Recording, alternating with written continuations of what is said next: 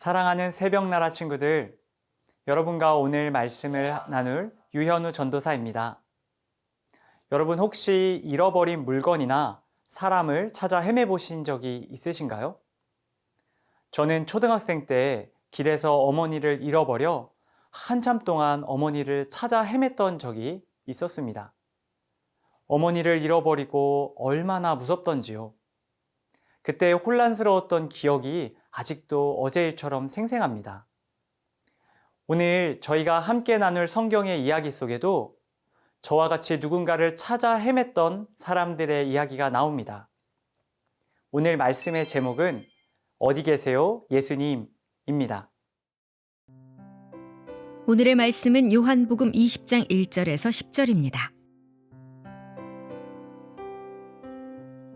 그 주간의 첫날 이른 새벽, 아직 어두울 때 막달라 마리아가 무덤에 가서 보니 무덤 입구를 막았던 돌이 치워져 있었습니다.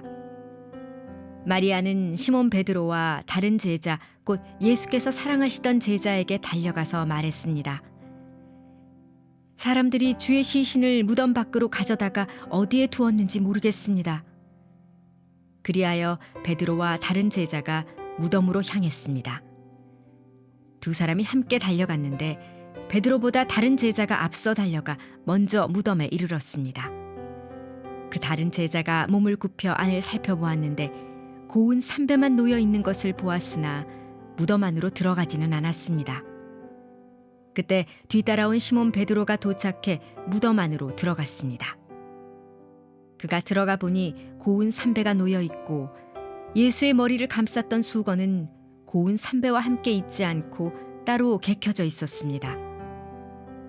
그제야 무덤에 먼저 도착한 그 다른 제자도 안으로 들어가서 보고 믿었습니다.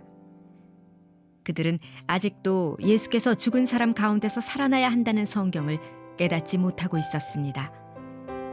그러고 나서 제자들은 자기들의 집으로 돌아갔습니다. 여러분, 오늘 성경에는 한 여인이 등장합니다. 1절에서 2절 말씀을 함께 읽겠습니다. 그 주간의 첫날 이른 새벽, 아직 어두울 때 막달라 마리아가 무덤에 가서 보니 무덤 입구를 막았던 돌이 치워져 있었습니다. 마리아는 시몬 베드로와 다른 제자, 곧 예수께서 사랑하시던 제자에게 달려가서 말했습니다. 사람들이 주의 시신을 무덤 밖으로 가져다가 어디에 두었는지 모르겠습니다. 오늘 말씀에 등장하는 여인의 이름은 막달라 마리아입니다. 이 여인은 예수님께서 십자가에 못 박혀 죽으신 후에 제대로 치러지지 못했던 예수님의 장례를 치러드리기 위해서 오늘 이른 새벽 예수님의 무덤을 찾았습니다. 그런데요, 이 여인은 그곳에서 충격적인 장면을 보게 됩니다. 바로 예수님의 시신을 두었던 무덤의 문이 활짝 열려 있었던 것이죠. 당시에 무덤은 큰 돌을 굴려 그 입구를 막아 놓았습니다. 그런데 무덤을 막고 있어야 할 그 큰 돌이 옆으로 치워져 있었던 거예요. 이 광경을 보고 놀란 여인은 예수님의 두 제자 베드로와 요한에게 달려갑니다. 여인은 예수님의 시신을 누군가 무덤 밖으로 가지고 나갔다고 두 제자에게 말합니다. 여인의 이야기를 들은 두 제자 역시 예수님의 무덤을 확인하기 위해 그곳으로 달려가 보게 됩니다. 여인의 말대로 예수님의 시신은 무덤 안에 없었습니다. 예수님의 시신을 감싸고 있었던 고운 삼배와 수건만이 그곳에 덩그러니 남아 있었을 뿐이었죠. 마리아와 베드로, 그리고 요한은 예수님의 시신이 감쪽같이 사라진 빈 무덤만을 보게 된 것입니다. 여러분, 이 세 사람이 얼마나 당황했을까요? 이들은 누군가 예수님의 시신을 가져갔다고 생각합니다. 자신들의 사랑하는 스승 예수님이 십자가에 달려 죽으신 것도 참 속상한 일인데 그 시신마저 사라졌으니 이들의 마음에는 큰 절망이 찾아왔겠죠. 그렇게 세 사람은 복잡한 마음으로 터덜터덜 집으로 돌아갑니다. 분명 이 세 사람에게 빈 무덤은 절망의 사건입니다. 그들에게는 이제 아무 소망도 남아있지 않았겠죠. 그들 안에 있는 것은 슬픔뿐이었습니다. 그런데 여러분, 사실 이 세 사람이 본 빈 무덤은 슬퍼할 사건이 아닙니다. 그 이유를요, 성경은 우리에게 설명해 주고 있습니다. 여러분, 여러분에게 빈 무덤은 어떤 의미입니까? 오늘 하루 예수님의 빈 무덤을 함께 생각해 보는 시간을 가졌으면 좋겠습니다.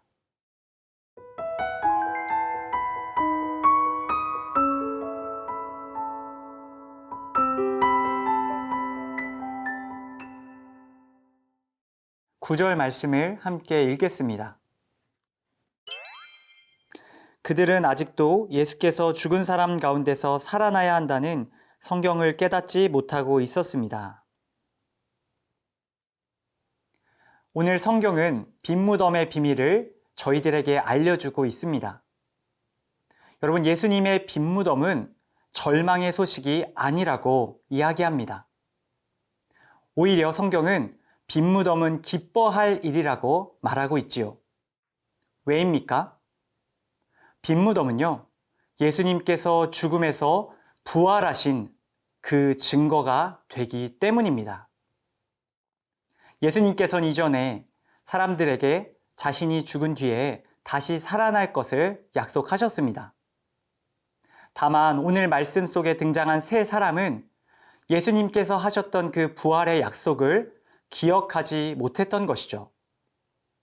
여러분, 상상해 보세요. 만약 오늘 말씀 속 세 사람이 빈 무덤을 바라보았을 때 그것이 예수님의 부활의 증거라는 사실을 기억해냈다면 그들은 결코 힘없이 집으로 돌아가지 않았을 겁니다. 그들은요, 오히려 기뻐하며 다른 사람들에게 달려가 예수님께서 말씀하신 대로 정말 부활했습니다. 소문을 냈을 거예요. 사랑하는 여러분, 예수님께서는 오늘 말씀 속 빈 무덤의 모습을 통해서 자신의 부활을 알리길 원하셨어요. 그리고 오늘 이 빈 무덤의 말씀을 통해서 이 말씀 앞에 선 저와 여러분에게도 빈 무덤을 통한 예수님의 부활을 알려주고 계신 것이죠. 바라기는 오늘 이 말씀 속 빈 무덤을 떠올릴 때마다 우리 또한 부활하신 예수님을 기억할 수 있기를 바랍니다. 사망 권세를 이기시고 무덤에서 나오신 그 부활하신 예수님, 우리에게 그 생명을 나눠주시기 위해서 무덤을 나오신 그 예수님을 기뻐할 수 있는 저와 우리 사랑하는 새나 친구들 되기를 축복합니다. 한 가지 이야기가 있습니다. 한 농부가 씨앗을 땅에 묻고 기다렸다고 합니다. 농부의 아들이 그곳을 보고 이렇게 말하지요. 아버지, 씨앗이 다 사라졌어요. 농부는 미소를 지으며 자신의 아들에게 이렇게 말합니다. 조금만 기다려보렴. 이 씨앗은 사라진 것이 아니라 땅 속에서 자라고 있는 거야. 며칠 후 땅을 뚫고 새싹이 나온 것을 이 소년이 보게 되지요. 여러분, 예수님의 빈 무덤은 슬픔과 절망이 아닌 새로운 생명의 시작입니다. 예수님은 부활하셨습니다. 무덤을 나오셔서 이제 우리 모두에게 영원한 생명을 주십니다. 바로 그 부활하신 예수님을 오늘 말씀 속 빈 무덤을 통해 다시 한번 기억하는 우리 모든 새나 친구들 되기를 예수님의 이름으로 축복합니다. 하나님 아버지, 오늘 빈 무덤을 보고 슬픔에 빠진 세 사람의 모습을 보았습니다. 예수님의 부활을 알지 못해 빈 무덤을 보고도 절망에 빠진 그들과 달리 빈 무덤을 볼 때마다 예수님의 부활을 기뻐하는 저희가 되게 도와주세요. 우리에게 영원한 생명을 주시기 위해 부활하신 그 예수님을 기뻐하며 세상 속에서 믿음의 사람들로 살아가도록 인도해 주세요. 예수님의 이름으로 기도합니다. 아멘.